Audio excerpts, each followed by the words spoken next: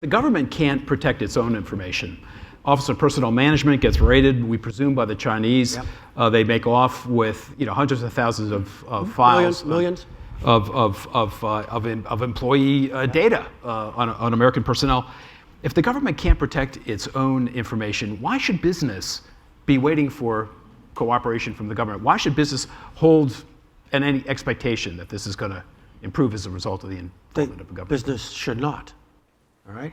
The next sound you hear is not going to be the digital bugle with the digital hoofbeats of the digital cavalry coming over the ridgeline to make everything okay. Look, let me say what I know Howard believes. All right. And again, I mean, Howard was the cyber czar for several years.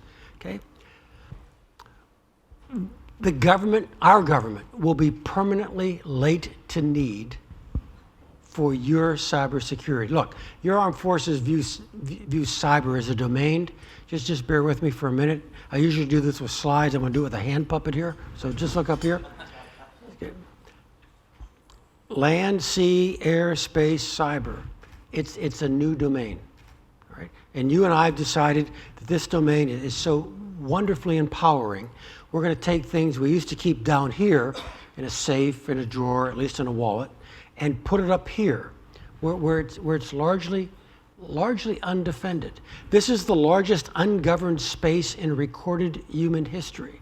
There is no rule of law up here. Now, as taxpayers, you and I are going to want our government to defend us up here the way we have become accustomed to relying on the government for defending us down here. But for a whole bunch of reasons. Number one, just the general sclerosis of government. All right.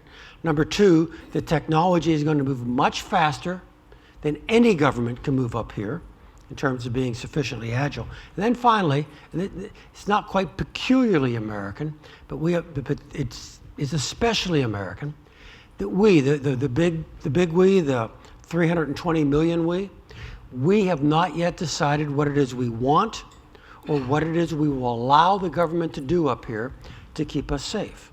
And so, although the technology challenge is great, the trained personnel problem is great, fundamentally, we lack law and policy that will allow our government to defend us up here the way you and I have expected them to defend us down here.